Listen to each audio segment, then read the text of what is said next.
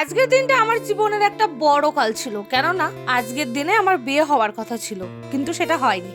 কেননা এই দিনেই আমার ঠাকুমা শাশুড়ি মারা যান, আর ঠিক 1 বছর পূর্ণ হলো আজ দিনটা নিয়ে। তো সেই উদ্দেশ্যে বাড়িতে একটা অনুষ্ঠান বলতে পারো, মানে বছর কি যেটাকে বলে আমাদের বাংলায় প্রবাদ বাক্য হিসেবে। তো এসে আমি আগে খাওয়া দাওয়া করে নিলাম, যেহেতু আমিও ওখানে ছিলাম বাবার বাড়িতে বিকেল 3টে নাগাদ আসি এখানে, আমি মা আর আমার ছোট বোন। তো এখানে এসে দেখলাম সব রকম নিচে আয়োজন হচ্ছে। সন্ধ্যাবেলায় শ্বশুর মশাই সবার জন্য চপ এনে দিল, আর সন্ধ্যাবেলা তো এখানে টিফিনটা মাস্ট, এখানে খাবেই টিফিন। তো ওটা খাওয়ার পরে দেখলাম হরিনামের দলও ঢুকে গেছে, নিচে একরকম আয়োজন হচ্ছে আর উপরে চলছিল খাবারের আয়োজন। এখানে আলুর দমটা কষানো হচ্ছিল, তার আগে ছোলার ডালটা প্রায় হয়ে এসেছে। আমার মা এসেছিল বললাম, কিন্তু উনি দাঁড়াননি, এসেই চলে গেছে, বাড়িতে গরু ছিল তাই। আর এই যে জয়াদি চলে এসছে, অসীমদাও চলে এসছে, সবাই মিলে এসে বসে বললাম খেতে। আর এখানে মেনুতে হয়েছিল কড়াইশুঁটির কচুরি, ছোলার ডাল, আলুর দম, আর দেওয়া হয়েছিল 2টো করে মিষ্টি।